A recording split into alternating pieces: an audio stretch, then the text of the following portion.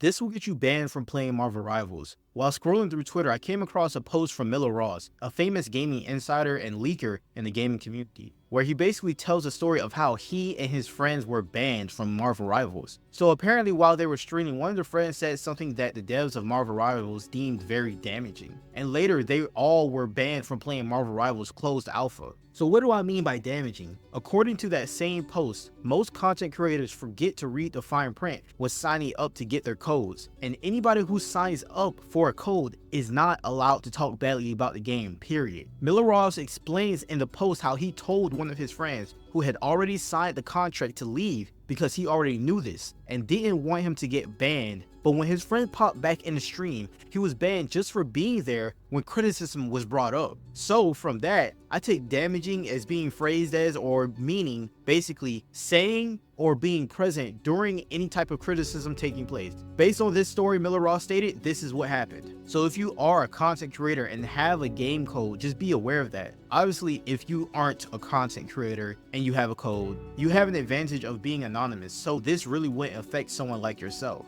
And I made a couple of community posts asking you guys what you thought about the matter. Some of y'all didn't care or thought it was a bit sus. I saw one comment that basically says, it doesn't matter because bad reviews or not, people are going to form their own opinion anyway. And I agree, famous reviewers like IGN has made some bad reviews on some games that I love, so that's definitely valid. Another guy commented that the fact that people are complaining and calling NetEase out about this, they're now starting to try to backtrack and are planning to remove that no bad review clause from the contract. I guess you could say they learned their lesson, but at the same time, I feel like they weren't going to take it out the contract unless someone complained. And they probably won't take it out. They might just put it somewhere harder to find, or they could be genuinely apologetic because it's possible that this is a practice that they are used to, or they just want to get the audience off their back about it. But what could this mean for people who want to play the closed alpha? For people who are anonymous, like I said earlier, it kind of means nothing. Now don't get me wrong, I'm not encouraging anyone to go around and break legally binding contracts. But if they don't know who you are, or that you're even talking bad about the game in the first place, who cares? There really isn't anything they could do about it. They can't ban you, and they can't sue you because they don't know. And as for content creators, just read your contracts. I don't know what NetEase thought would happen when they allowed people to play their game early. It's inevitable that people are going to hop on YouTube and talk about their experience with it, good or bad. I guess they figured putting that part in a contract would reduce the amount of bad reviews people would make.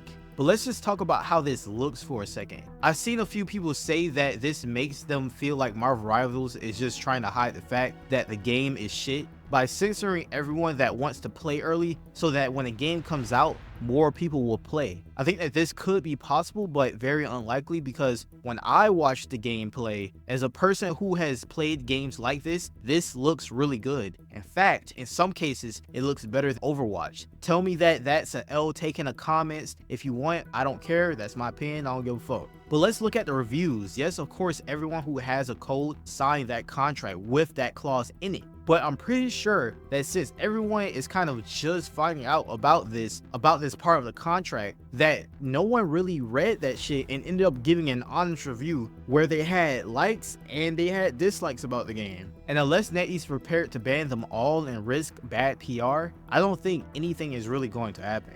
Because if they do, they're going to see how angry and toxic the gaming community can get and backtrack for sure. But now that I'm reading back what I just said on this script, I realize what could be the real answer to this whole contract situation. Hear me out for a second. What if NetEase already knows how angry and toxic the gaming community can get? And in an effort to reduce the amount of people just randomly hating on the game because it's cool to hate, they ended up putting that in the contract. Obviously, this is just a theory, and even if that is the case, us gamers know that whether they left the clause in the contract or took it out, someone would have found something to complain about. We can see big streamers hating on it because it's too close to Overwatch. And let me just say this, honestly, who gives a fuck if it's similar to Overwatch? These critics and big streamers want devs to recreate the wheel with these games. They want a super original idea, which is possible but extremely difficult. With hundreds of thousands of games and art out there, it will be basically impossible to come up with a completely new idea.